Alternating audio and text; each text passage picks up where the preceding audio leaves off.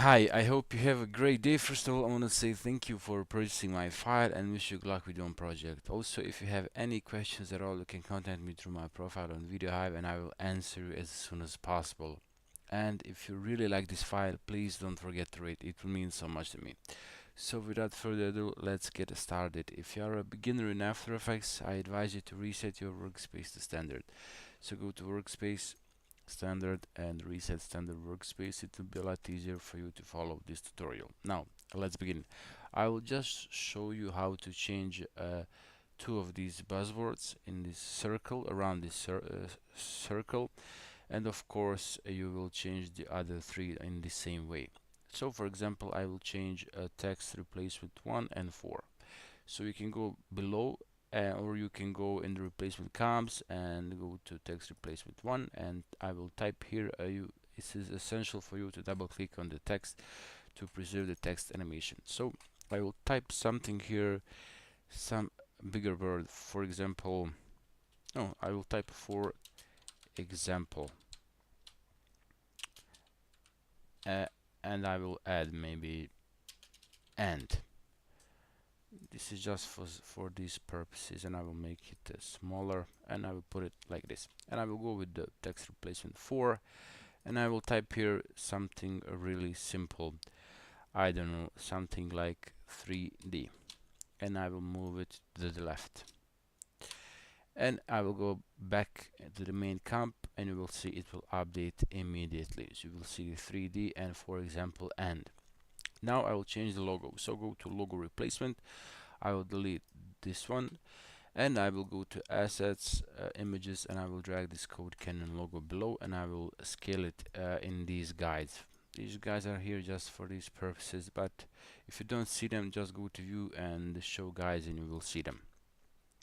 And in the ending we have final text replacement here, and I will type it is essential again to double click on the text to preserve the text animation, and I will type visit us at your website.com, and I will make it bigger and separate it a bit. Visit us at. So then I will go to main comp and go to general settings, and if you don't see it here, then go to window effect control general settings, and I will lock it down. So we will go through some of these options here. First one is background color, and I will go something like really dark gray, like this. And we have changed the first and the fourth text, and I will be more concentrated on them, and of course you will repeat those same settings for the other three texts. So go to the main circle color, and here maybe I will go with something like white, and align color 1. So number of text goes as the clock goes. So uh, this is 1, and unique 2, business 3, 3D 4, and creative 5. So text line color 1, and you can change line color 1 maybe to something like white, and text color 1 I will go again with the white, and I will make the text size 1 bigger. And when you go to the text replacement 1, you will see these. If you toggle transparency grid here, you will see below when I change it, for example, you will see it will update in the text replacement comp as well. So I will go with the 100 and go back again to the main comp, and I will go with the text 4. Let me see, line color 4. I will leave it at this pink, and text color I will go with white, and text size I will leave this at something like this. Now